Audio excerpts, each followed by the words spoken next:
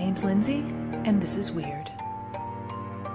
Welcome to Midweek Mysteries on Weird, a podcast of curiosities. These are tiny, bite-sized episodes that go into local, regional, and Canadian lore, hauntings, and all manner of creepy things. This week, I'm telling the story of Rouge Restaurant in Calgary, Alberta, and the Fort Saskatchewan Museum and Historic Site in Fort Saskatchewan, Alberta. Rouge Restaurant is a high-end restaurant situated in the picturesque Inglewood area of Calgary, Alberta. They're known for their fresh ingredients thanks to their on-site garden and an exceptional wine list curated with precision. But behind its unmistakable red walls exists a tragic story, the memories of which still perceptibly linger to this day. The restaurant, you see, wasn't always a restaurant, nor was it always called Rouge. It was built by Alfred Ernest Cross in 1891 and was originally known as the Cross House. Alfred was a veterinarian from Montreal, engaged to Helen MacLeod, for whom he purchased the house. Alfred and Helen were married and had 3 children, settling into a comfortable and happy life together.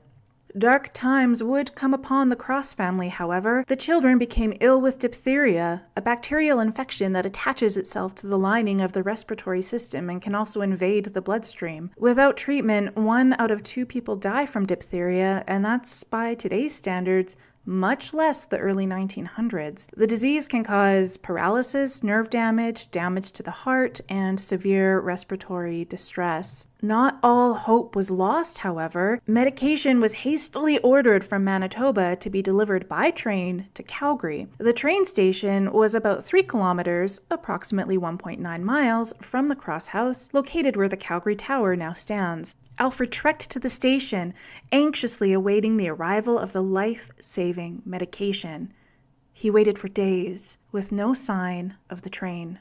Tragically, while Alfred was away, 2 of his children succumbed to the illness and died. To this day, servers and guests of the Rouge Restaurant claim that they can hear children running about in the upstairs. Sounds of laughter have also been reported wafting from the basement. Frying pans have been known to be launched across the kitchen under their own volition, and the industrial-sized freezer door shuts itself from time to time. But perhaps the most bizarre and heartbreaking phenomenon of them all is that the staff would discover, after hearing furniture being shuffled around upstairs, that 2 chairs had been moved to the window, the exact place where Mrs. Cross and her children would sit as they watched for Alfred's long-awaited return.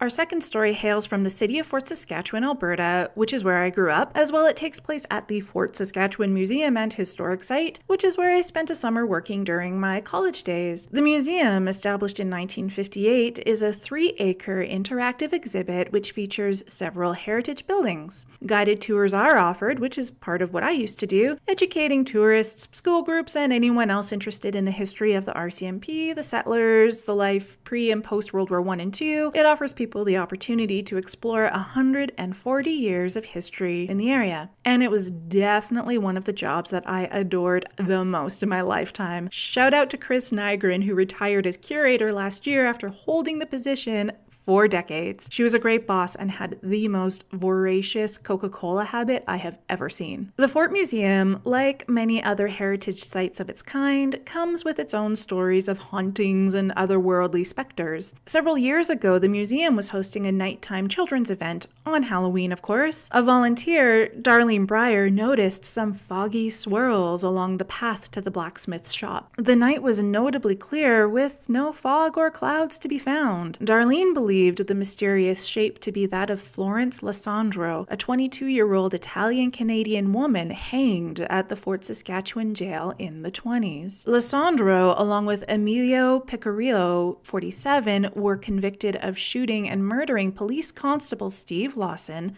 September 21st, 1922. The constable had fired at Picarillo's son, a rum runner at the time, and although the wound was not serious, Lasandro and Picarillo heard otherwise and went to confront Constable Lawson. The confrontation escalated, resulting in Lawson being shot in the back as he ran for his house. Lasandro maintained her innocence right up until her execution. Appeals to the Prime Minister were unsuccessful, and she was executed May 2nd, 1923, the only woman to be hanged in Alberta, the 5th to be hanged in all of Canada.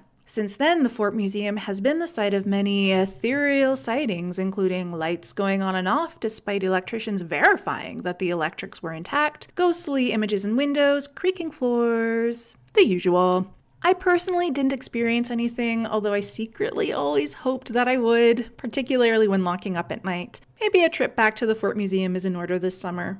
Thanks for tuning in to the first of the midweek mysteries. I'm hoping to do these maybe every other week or a couple times a month. I don't know. We'll see how it goes. You can find me on Twitter, Facebook, and Instagram at The Weird Pod, and you can check out my website, www.theweirdpod.com, and I would be forever grateful if you could rate, subscribe, and review the podcast so that other weirdos like yourself and like me can find the podcast. Tune in over the weekend for episode 12, and in the meantime, stay weird.